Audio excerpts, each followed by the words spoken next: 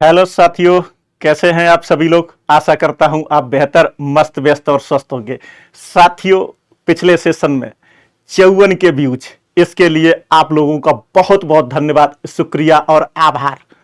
साथियों, सब्सक्रिप्शन के बिंदु पर भी इसी तरीके के प्यार की आकांक्षा है। साथियों, मैं एक लाइन में आज का सेशन शुरू करूंगा। साथियों, कम्युनिटी वेलफेयर क्लासेस सर्व समाज के लिए, सेवा, सुरक्षा, सद्भाव के लिए सदैव अग्रसर है। साथियों, और हां, सब्सक्रिप्शन के बिंदु पर आपका प्यार अगर हमको लगातार मिलता रहेगा साथियों, तो एक बहुत ही मजबूत परिवार के रूप में हम लोग संगठित होंगे। साथियों, इसमें कोई दो राय नहीं है। और हां, ये प्लेटफॉर्म पर आप लोगों को यूपी पुलिस होमगार्ड भर्ती और यूपी पुलिस आरक्षी भर्ती और यूपी पुलिस उपनिरीक्षक भर्ती के लेटेस्ट अपडेट, मोटिवेशन और इंफॉर्मेशन आप लोगों को समय समय पर उपलब्ध कराते रहेंगे। जो भी बेस्ट कंटेंट लगेगा कि ये एग्जाम के लिए महत्वपूर्ण होगा, वो भी आप लोगों के लिए लेकर के आते रहेंगे साथियों।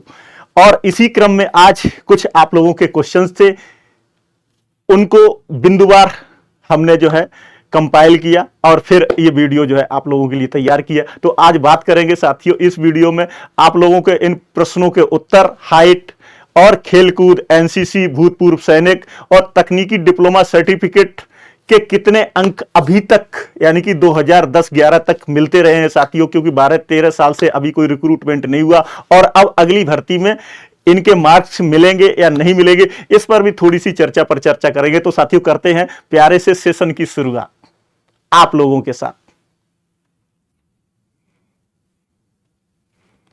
चलिएगा साथियों, सबसे पहले तो वेतन के बिंदु पर मैं आप लोगों को बता दूं कि अब ये वेतन का जो निर्धारण है ना साथियों, वो माननीय उच्चतम न्यायालय की जो एसएलपी 2017 में उनके आदेश के अनुक्रम में है। और एसएलपी नंबर जो साथियों वो 2264 और 5853, इनमें पारित आदेश के अनुक्रम में पुलिस कार्मिक का जो न्यूनतम वेतन है 18,000 और समय समय पर महंगाई भत्ता यानी कि 55% या जो भी बढ़ेगा वो फिक्सेशन ऑलरेडी। बात क्लियर हो गई। तो उसके अकॉर्डिंग 27,900 रुपए आप लोगों की सैलरी बनेगी, जिसका कि मैं पिछले वीडियो में भी चर्चा कर चुका हूं साथियों। तो अब ये कंफर्म हो गया साथियों कि आप लोगों का जो मूल और बेसिक है वो 18,000 पे फिक्सेशन है, वो भी माननीय उच्चतम न्यायालय के आदेश से। तो ये भी स्लैब साथियों 8th पे कमीशन में 100% शिफ्ट होगा, इसमें भी साथियों कोई दो राय नहीं है। बात क्लियर हो रही है साथियों। आगे बढ़ते हैं और बिंदुवार जानते हैं और प्रयास करते हैं उन्हीं आपके प्रश्न के उत्तर देने का। साथी, कुछ पद है साथियों, जल्दी जल्दी से इनके बारे में मैंने आपको बताया कि होमगार्ड्स यानी कि 600 प्लस राज्य सरकार द्वारा तत्समय यानी कि उस समय दे महंगाई भत्ता, बात क्लियर होगी, 27,900। डायल 112 के बिंदु पर मैंने बताया था कि लगभग 9,000 उत्तर प्रदेश पुलिस के जो होमगार्ड्स हैं वो सेवा दे रहे हैं साथियों चालक के बिंदु पर, और उनको 150 रुपए प्लस, तो कुल मिलाकर के उनको 32,400 रुपए की सैलरी बन रही है साथियों। ये भी बात क्लियर हो गई साथियों। आगे बढ़ते हैं साथियों, प्लाटून कमांडर, इनको 990 रुपए का साथियों जो है ना मानदेय प्रतिमा ये एक्स्ट्रा है, बाद बाकी की सेम सैलरी है साथियों। और सहायक कंपनी कमांडर की बात करेंगे, सेम स्थिति है साथियों, 1160 रुपए।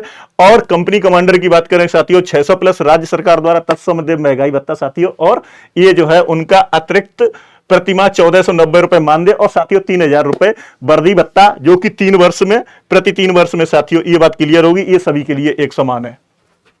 चलिएगा साथियों, थोड़े से शारीरिक मापदंड की बात करते हैं उस समय, यानी कि जिस समय ये रिक्रूटमेंट होता था साथियों, तो उस समय बात कर लेते हैं। उस समय क्या सिचुएशन थी साथियों।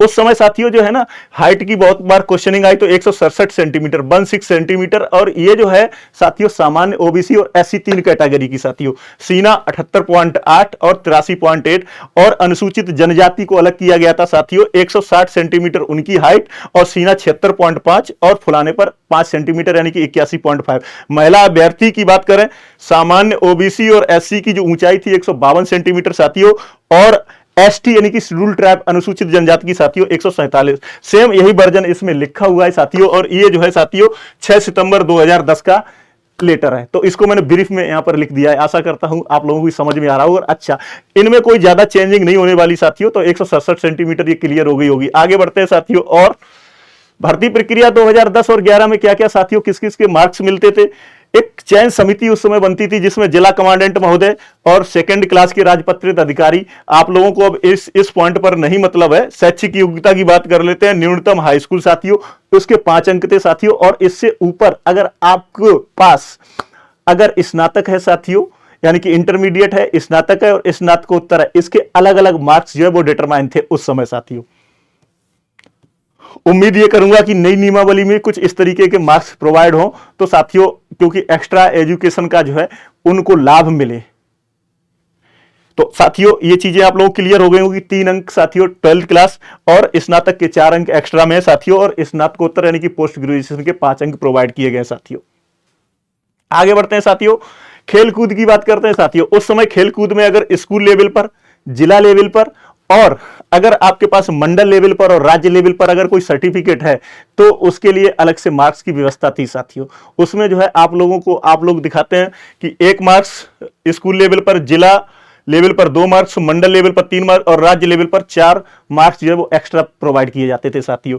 एनसीसी भूतपूर्व सैनिक के लिए साथियों 5 अंक एक्स्ट्रा, एनसीसी सी सर्टिफिकेट के लिए साथियों 5 अंक और एनसीसी बी सर्टिफिकेट के लिए साथियों 3 अंक। चलिए साथियों अब बात कर लेते हैं तकनीकी डिप्लोमा होल्डर अगर कोई है साथियों तो 10 अंक। अब उसके सर्टिफिकेट पे डिपेंड करेगा साथियों।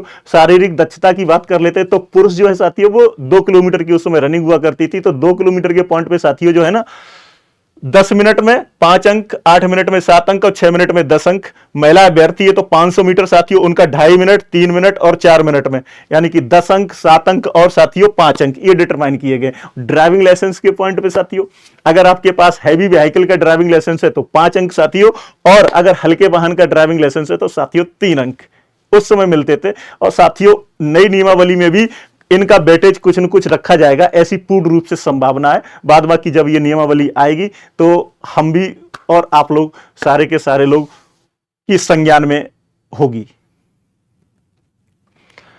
अंत में साथियों ये प्रक्रिया थी, यानी कि चरित्र सत्यापन होता था।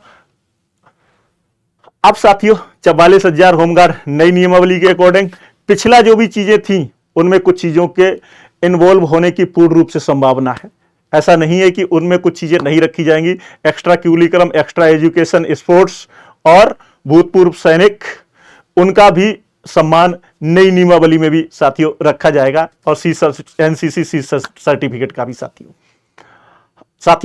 आप लोगों को ऑलरेडी अब पता है कि थोड़ी सी चेंजिंग हुई है। 2.5 किलोमीटर 2.5 किलोमीटर, और वैकेंसी में गैपिंग तो आप देख ही रहे। स्वीकृति पद 1,18,348 और नियतन 74,000 है, तो रिक्रूटमेंट तो होना मस्ट है साथियों, इसमें कोई दो राय नहीं है, कोई डाउट नहीं है साथियों।